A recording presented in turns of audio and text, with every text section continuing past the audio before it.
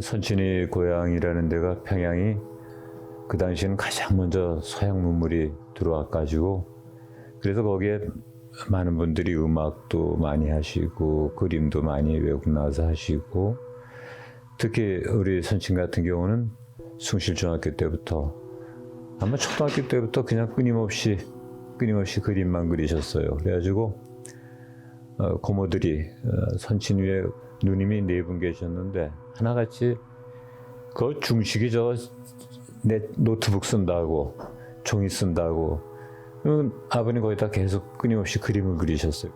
집에서 대동강변까지 사생 도구를 가지고 가시고 낮 그림, 저녁 그림, 특히 저녁 그림을 많이 그리셨죠. 그래서 식구들이 밥 때 놓친다고 찾으러 오고 그랬던 이야기도 들었습니다. 그분한테는 그림 빼면은 거의 젊은 시절이 없을 정도로 열심히 그림을 그리셨고 그래가지고 결국 동경에 가서 공부를 하시고 들어오셨죠. 우리 아버님은 하시고 싶은 일이 많았어요. 재능이 많은 사람들이 항상 그렇지만 음악도 하고 싶었고 그림도 그리고 싶었고 또 배우도 되고 싶었고 한때는 오케스트라 지휘자가 되고 싶은 생각도 하셨고 운동을 많이 좋아하셨어요. 수영을 갔다가 숭실 중학교 다닐 때 서울에 대표 선수로 평양 대표 선수로 와서 은메달을 받았습니다. 100m 단거리 자유형으로 은메달까지 받고 수영을 정말 잘하셨어요. 그리고 전쟁이 났어요. 전쟁이 나가지고 일단 김일성 공산당 치하에 있는 동안 집안의 모든 고초가 다 왔어요. 우선 미술 동맹이라는 걸 갖다가 공산당들이 만들어서 일부 화가들이 그 동맹에 가입을 한 다음에 우리 아버님들어 너도 동맹에 가입해라고 압박을 하니까 열심히 도망을 다니셨죠. 공산당 그 체제하에서는 도저히 견딜 수 없었던 아버님은 집안에 어르신 2분, 저한테는 할머니, 할아버지를 남겨놓고 모든 식구들을 데리고 이제 남쪽으로 내려옵니다. 1.4.5 때 중공군이 개입하면서 저희도 같이 국군과 같이 이제 피난을 나오는데 좀 뒤처졌죠. 그 피난 나오는 길에 상당히 추운 날씨였는데 결국 그 인민군이 피난민들하고 섞여서 남으로 온다 하는 바람에 공습도 하게 되고 그럼 도로에서 사람들이 막 도망을 다니게 됩니다.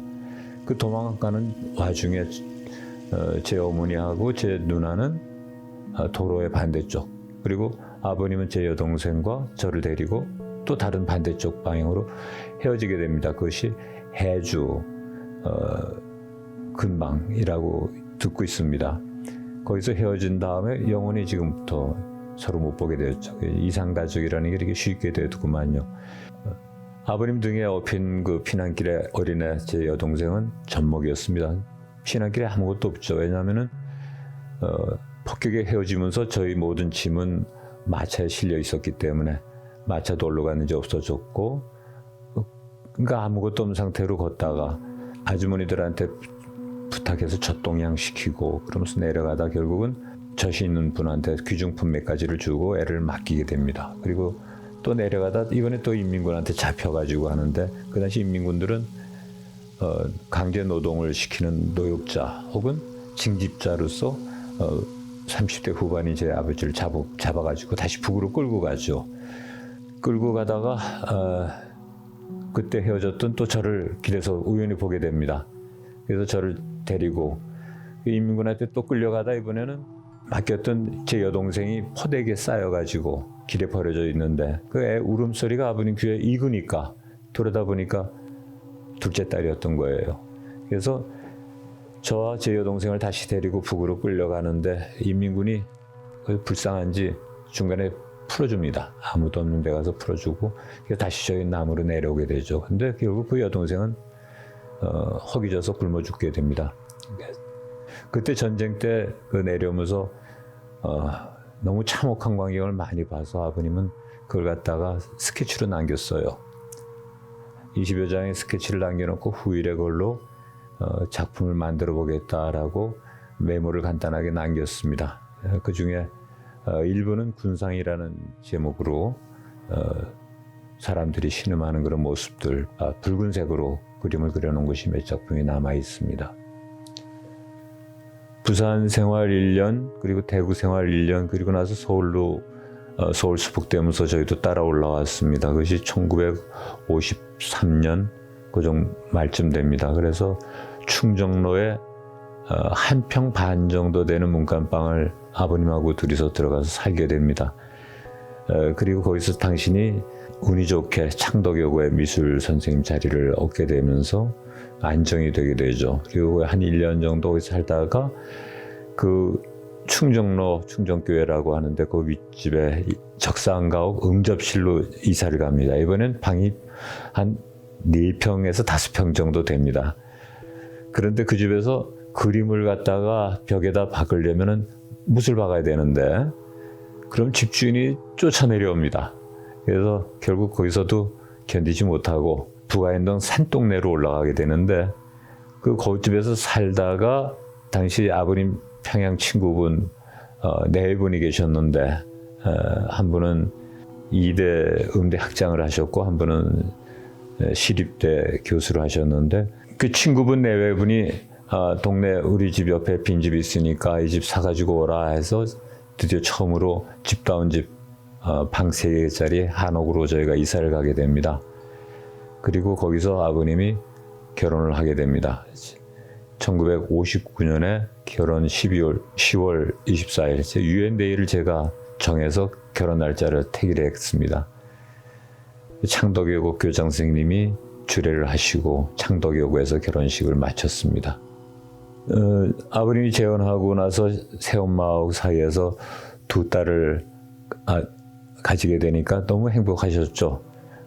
피난 때 헤어진 큰딸 혜경이 또 피난길에 먹지 못해 죽은 애경이를 생각하고 그 2 딸이 새로 태어난 문경이, 옥경이에 대해서 참 큰 애정을 가지고 애들을 크는 걸 보게 됐고 저도 역시 좋은 동생들 가지고 있어서 참 행복합니다.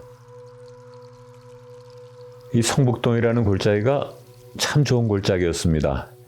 1963년에 저희가 이사 올 무렵에는 성북천이 범람이 되면 사람이 떠내려가고 또 우마차가 다니는 길이 끊기는 부분이 어디였느냐면 쌍다리까지만 바퀴가 굴러갈 수 있었습니다. 그 위는 완전히 숲이었죠. 이 성북동이 너무 좋고 깨끗하고 그래서 이 언덕 위에 저희가 집을 하나 장만을 하게 됐습니다. 그게 1963년 당신 돌아가시던 2012년까지 만 50년을 당신이 여기서 그림을 그리시면서 고향으로 삼은 그런 역사가 됩니다. 그 선친이 성북동에 집을 갖다가 장만을 한 다음에 부지런히 원리금을 갚아 나가면서 드디어 집을 하나 완전히 당신 것으로 만들고 그 성북동 2층 집이었습니다. 2층 창밖으로 내다보는 성북동 전체 또 서울시 야경을 당신이 참으로 많이 사랑하셨습니다. 그래서 아들인 제가 결혼할 때 저더러 너는 다른 데 가지 말고 이 동네에 살아야 된다. 그러시면서 당신이 늘 부러워하던 그 아랫집 23번지 소나무 있는 집을 저한테 강권을 하셔가지고 결국 신혼생활을 제가 이 23번지에서 하게 됩니다. 그리고 아버님이 그 소나무 사랑으로 저희와 합류하게 돼서 화실을 아래쪽으로 옮깁니다. 그리고 그림을 갖다 쭉 그리시다가 옆집을 사서 그 옆집은 옛날에 세계 챔피언했던 김미수가 살던 집입니다. 그것이 24번지인데 그 집을 사서 몇 년 후에 다시 지금의 그 2층 집을 짓게 됩니다. 그리고 아버님이 별채 작은 23호에서 24호 2층에 방 2개를 침실과 화실로 쓰게 되면서 50년이라는 기간을 갖다가 이 성북동 145번지에서 화업을 갖다 이어나가게 된 겁니다. 아버님도 사랑하셨고 또 저도 역시 우리 가족들한테는 여기가 고향 같은 곳이기 때문에 참 아름답게 지켜지기를 바랄 뿐입니다. 선치는 그림을 갖다 팔고 싶은 생각이 전혀 없으셨어요. 왜냐하면 그림이라는 게 당신의 분신하고 똑같은 것이기 때문에 그걸 팔고 나면은 마음이 아프셔가지고 평소에 개인전 같은 거 했을 때 어쩔 수 없이 화랑에서 팔라고 그래서 그림을 팔고 나면은 항상 마음 아파하시던 게 생각납니다. 그래서 당신이 여러 군데서 개인전 하자는데도 화랑의 요청을 늘 거절하시고 18세 될 때 미수전을 한 번 하신 다음에 쭉 하지 않다가 다행히 마음이 변하셔서 구림미술관에서 제안하는 상수전에 응하셔서 저희가 전시를 하게 돼서 정말 기쁩니다. 구림미술관의 상수전으로 당신의 작품이 다시 이렇게 세상에 나오고 나서 당신이 항상 저희한테 얘기하는 게 뭐냐면은 이 그림을 흐트러뜨리지 말아라. 자식들한테 거의 유언처럼 늘 하시는 말씀이 그림이 흐트러지면 그 가치가 없어지니까 항상 보관하고 그것이 하나의 그 지역사회에 도움될 수 있도록 하여라. 이번에 당신의 그 유품들 정리하다가 구림미술관에 작품 기증하겠다는 메모를 보게 됩니다. 그래서 그것 때문에라도 저희는 참 마음 편하게 작품을 기증할 수 있었게 되었습니다. 아버님의 가장 큰 소원은 그림이 흐트러지지 않고 잘 보관돼서 미술관으로서 개인 미술관으로서 만들어지는 겁니다.